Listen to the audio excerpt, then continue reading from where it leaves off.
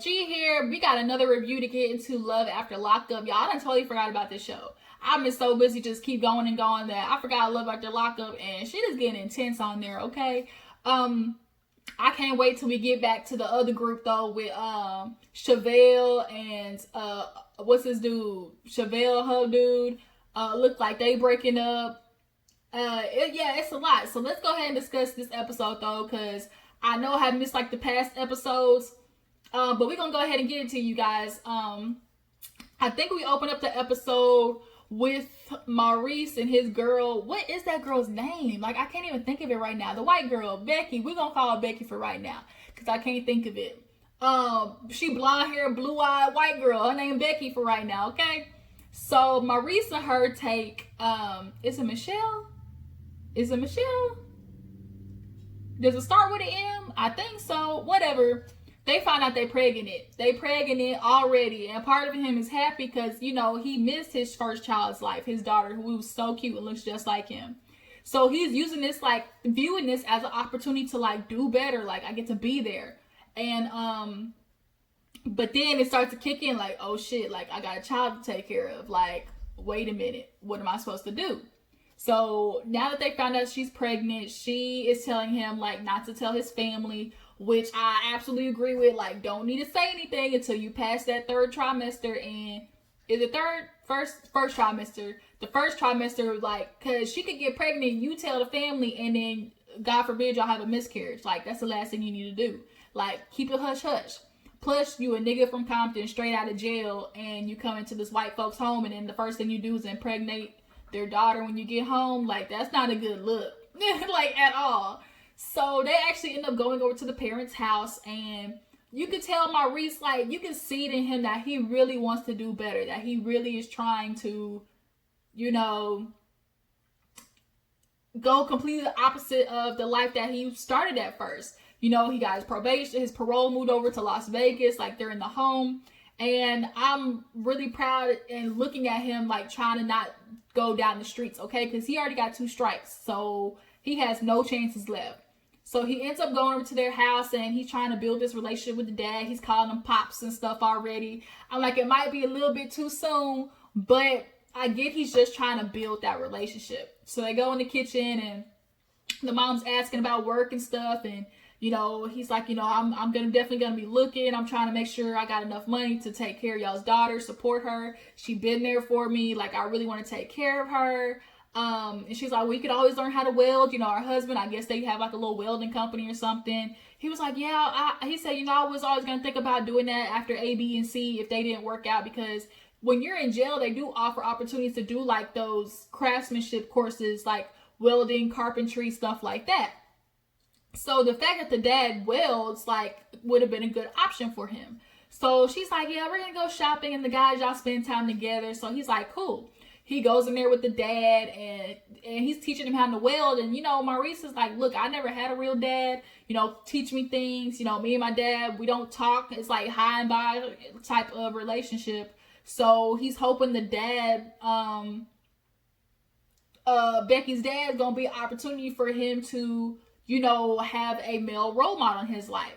So he actually ends up doing good with the welding. They start talking. He's asking him how things are going. He's like, you know, things are great right now after being out. Like, I just really want to, you know, do better. And I can see the dad is trying, but, you know, in the back of his head, you just know, like, what the hell is my daughter thinking? Getting a nigga from Compton with 2 strikes. Like, this is not what I was expecting. And he really might treat old girl better than, you know, Billy Bob from Wall Street, who probably do cocaine on the side, like, and make all the good money and is going to establish a good life for her. Like, he probably is going to treat her better than the old dude is, but it's just like the idea, like, a lot of white people, you know, who aren't racist, but really low key, like, you bring a nigga up in their house, they be like, really? Like, that's your choice? Like, that's kind of what I think this is.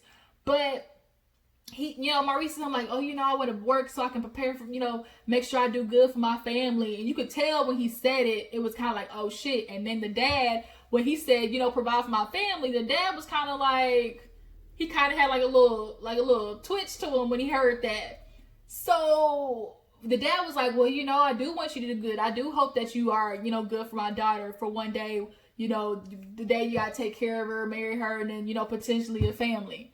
So when he said potentially a family, Maurice was kind of like, dog. And I'm like, Maurice, shut up. Shut the fuck up. Don't you say it. Don't you say it.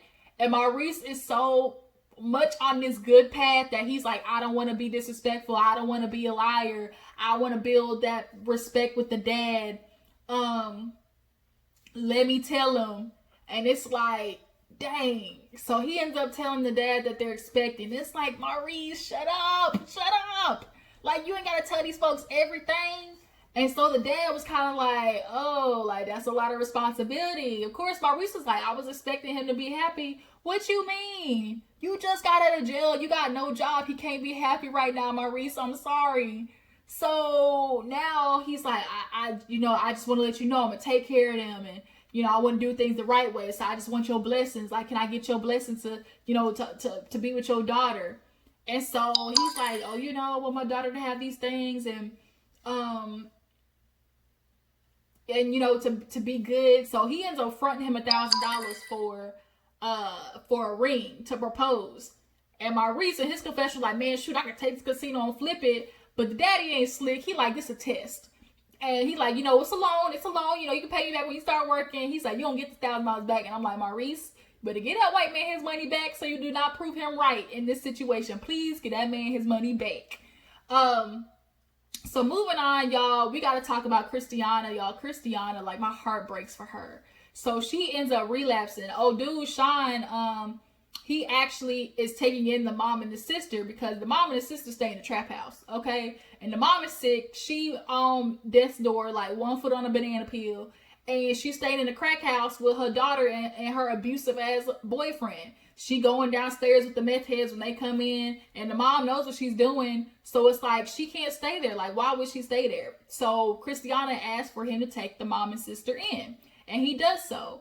And when they get there, he gets a call that Kristiana been missing for a couple of days. And the mom and the sister are like, shoot, we already know what happened. You know, I get it. Like, she's an addict. We've been through this before. He's like, no, like, we need to go get her. And they're like, there's nothing we can do. And the mom's like, we've been through this before. So he's asking the sister to come with him to find all the hot spots. And they're like, first of all, you can't go around knocking on people's door. Like, they got guns. They will shoot your ass. And then secondly, the sister got issues too. So she's like, if I see my sister on the floor doing drugs, shit, I just might join her. So it's like, dang, this family got issues, okay? And I just feel bad. He finally goes on the street till 4 o'clock in the morning. He finds Kristiana walking in the parking lot. And she just breaks down in tears because she's like, I really thought I was going to do it. Like, I really thought I was going to make it this time. Like, I want to be different. But she's like, when you stay in a halfway house with people that you did drugs with, that are selling drugs, that are bringing the drugs in, like, it's a trigger. And then when you're in a messed up situation and you feel like there's no way out, you're going to self-sabotage. And that's kind of what she's doing. So he picks her up, gets her in the car.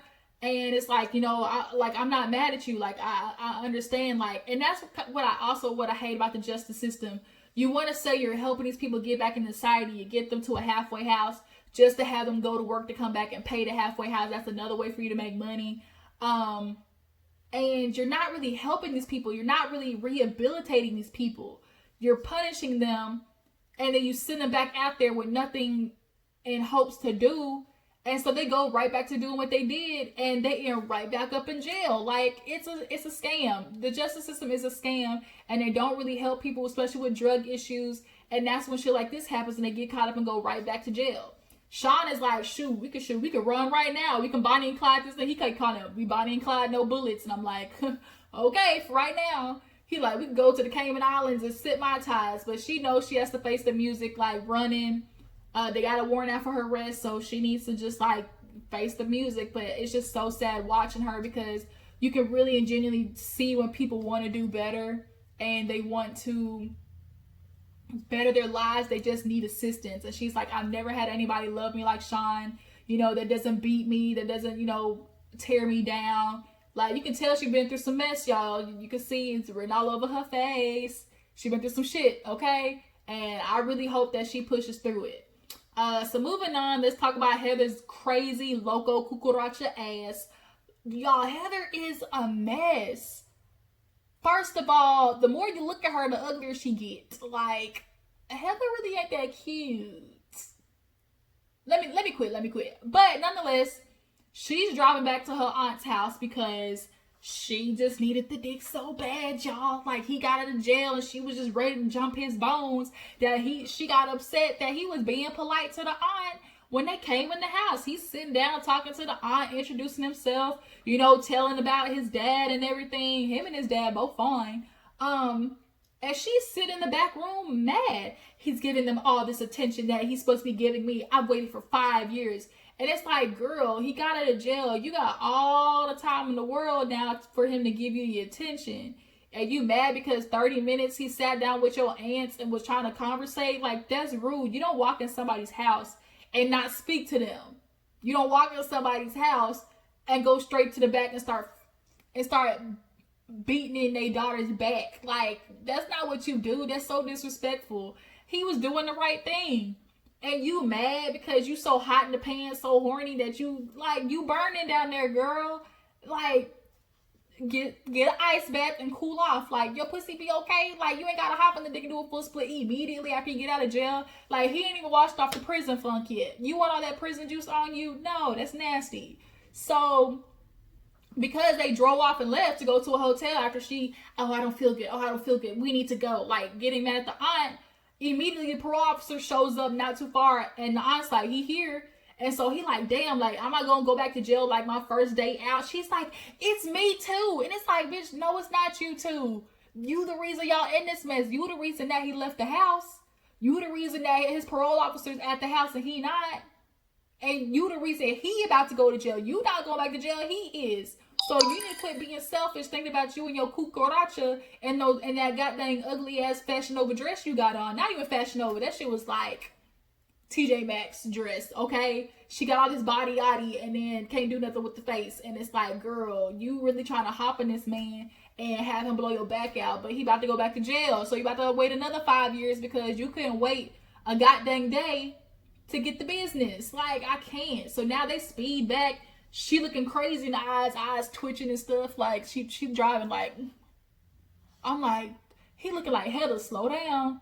Heather, slow down. And she is not slowing down. I'm like, oh, she one of them. Like, he realizing like, maybe Heather is a girl that's gonna get me locked back up. Heather one of them bitches that like, you piss her off, she gonna call the parole officer on you. So Dylan, you definitely need to run immediately. But the only thing is, he ain't got no other choice because that's his parole address. So they make it back to the house. Luckily, parole officer was nice enough to let it slide. But you can't keep doing this, Heather. You can't keep putting him at risk just because he ain't blowing your back out. So they go in the house. She got an attitude, walking past with the bags. He like, let me help. She like, no. Snatches the bags. And the aunt's looking at him like, okay, like, he's like, I'm sorry about all that. So he finally go in the back, lay down, and she hopped right on it. And it's like, girl, just so disrespectful. Like, can't go outside in the car. Like, you gotta do it right there in the aunt's house. And the walls is thin. So it's like, Heather, go get some help. So, moving on to Lindsay and Scott, y'all. Lindsay, she got busted. Okay, she got busted straight up, period. Point blank, period. Scott went through her journal. Might have been disrespectful, might have been rude doing that, but nonetheless, he found her evil master plan. She talking about, oh, it's a book quote. Oh, I got this out of a book. So, she said she be writing stuff down while she's in jail. And what she wrote down basically was a plan of, oh, I'm going to find me a rich man who going to bankroll me. And he's going to take care of my daughter. And I'm going to find a way to, you know, collect all this money and leave. She said it was a book from a woman that she read that was in jail and was basically marrying all these men and taking their money and ended up in jail. And I'm like, you don't think that's a coincidence, Lindsay? Like, at all? And first of all, why'd you write that quote down in the first place? Because the only reason people write down quotes is because it relates to them. Because something about it resonates with them. Because, oh, it's something they aspire to do or be. And the fact that you wrote down something that sounds hella similar to what you're going through, Scott has a right to be concerned and upset with you. She's like, you're so rude. Like, you're just being so crazy. How dare you think I'm trying to scam you? I would think the same thing. Scott and his goddamn beast, stunk, swollen ass lips. I'd be thinking the same thing. This bitch trying to run off with my money after I done spent 20 grand on her for 2 years in prison and took care of her daughter, got this big old house. And keep calling it his house. And it's like, really? He bought this house for you. He moved down here for you. So he like, no, this is your house. And she's like, how's it my house and my kids not here? COVID's happening, girl. But like, and she's like, the room's not ready. He like, at first he tried to tell her, oh, the only reason like you're not, you don't want to move in and move your daughter is because things aren't done. And she's like, no, it's because my daughter isn't here. She starts crying. She gave him the boo-hoo. And like, girls do that all the time. When they get busted, they get a nigga the boo-hoo and they fall for it. Because they literally just got done banging the day before while she was getting her ankle monitor charged. Like, bruh. Now she upset because he found the truth. But Scott's dumbass is going to keep falling for it because he won him a little young hot thing. And men like him really know what's up. They know when they got a woman that is using them, but they do it because, one, they lonely, and two, they just want so badly to have a young girl on their arms that they hopefully think because if I buy her enough stuff, she'll eventually like me. Like, that's what Scott's trying to do. And because he feels like he's taking care of her daughter, that's going to make Lindsay stay. But y'all don't belong together, like, at all. She says she's bad at being good. She is going to ruin your life, Scott.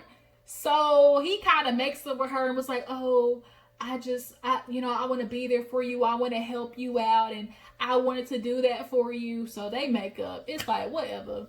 So moving on, y'all, we got to talk about Tyrese and Chandra, y'all. Chandra ghosted that nigga hard. He gets out, the daughter comes over and was like, where's Chandra at? He like, I ain't talked to her in 2 months. And the producers finally find Chandra. Apparently she went off and went and became great. She I guess got a house, she's working, got a car, she's gardening, she's trying to do good. She's a recovering addict, so she's trying to do the right thing. But this shit was so funny, y'all. She said, I ghosted him because of that blueberry ass Steve Harvey pastel suit that he came in. Blueberry suit, top, pants, and shoes. And she's like, I saw him and was like, the coochie dried up that fast. It dried up so fast. She's like, and I kissed him. I didn't feel nothing. So she's like, I felt bad. And so she ghosted him. And the daughter was right. So they're like, well, can you call Tyrese and just let him know, like, you're okay? She's like, I do think I owe him that some closure because, I was just really trying to do better for me. And, he didn't deserve that. So she calls him and lets him know, like, I'm sorry. I don't want you to feel like I used you, but I just need to, support myself and do better for me. And Tyrese immediately like, well, then go ahead and say that then. You could have told me. You could have let me know instead of having me dragging out all this time. And she's like, I really hope we can be friends. He's like, nah, if that. Ain't no way you're going to be friends with you. Have a good life. Bump that. Leave me alone. And he hung up on her face. And so the producers end up asking her, oh, have you still been in contact with the men that you've been talking to for prison? She's like, I'm just focusing on me. And she kind of like low-key grinned after that. It's like, bitch, you getting bankrolled by these men that take care of you while you in prison. Like, that's what's happening. And it's like, you gonna leave Tyrese, and now Tyrese, I ain't never gonna struggle getting a woman. Me and my nice suits. And the producer's like, well, shit, it didn't work for Chandra. So, now, so now he all lonesome and ghosted, and your daughter and your sons told you. They tried to tell you, Tyrese. That old man syndrome with that, you got money, good benefits, and a nice ass suit ain't gonna always work. So, I think there's one word that I missed. Oh, Destiny and is it Shane? Maybe I mixed them up. I think Kristiana's with Shane and Destiny's with Sean. Or either way, she crazy. Destiny another crazy bitch too. So she went out, got drunk the night before her court date. And dude blowing her up because he like, I got 50,000 on the line and I got 6 kids with my baby moms. First of all, to be with a woman, pregnant her 6 times, like you got a whole basketball team and you don't even marry the heifer. Like, I get why she's upset. And you go and marry some goddamn prison bender, ex-meth addict. Like, that's who you want to propose to. Like, I would be upset. So he's at the court waiting on her, blowing her phone up. She's not answering. She literally shows up 3 minutes before like it was time for her to be there. He worried, I'm, oh God, never thought you'd show up. Like, why'd you scare me like that? She like, dude, like I told you I was gonna be okay. She killing me. Like, dude, you really need to relax, dude. And Destiny's crazy because it's like in the last episode, she's like, I don't like a liar. Like, just tell me the truth, even if it's gonna hurt my feelings. And it's like, bitch, you lying to him though, but you want him to be telling you the truth. Like, she admits that she's not telling him everything. And you want to get mad at him for not lying. Like you hypocrite. You straight up hypocrite. And you crazy at that. She be beating his ass and everything. We see from the preview of the next episode, she beating him up again. Like, bro, you really getting ready to waste your time. And then he gonna propose to her after she get out of court on the next episode. Like, you that lonely and you that desperate. Like, bruh, run the other way, run. And she taking up all your money in your 401k and you got 6 kids to take care of, and she mad because you want to talk to the baby moms, but you got kids with the woman. Like, she need to grow up. And Destiny, Sean, whoever the hell you are, you need to hurry up and move on. Listen to your friends, leave her, go let her change her address to wherever her sister or mom live, and move on and have a happy life with your baby moms. That's what you need to do. So I think that's everybody. I don't think I missed anybody. Yeah, I don't think I missed anyone. So tell me what you thought about the episode, how you feel about these couples. And I guess I will see you guys next time. Make sure you like this video, subscribe to my channel. I'll catch you guys later. Deuces.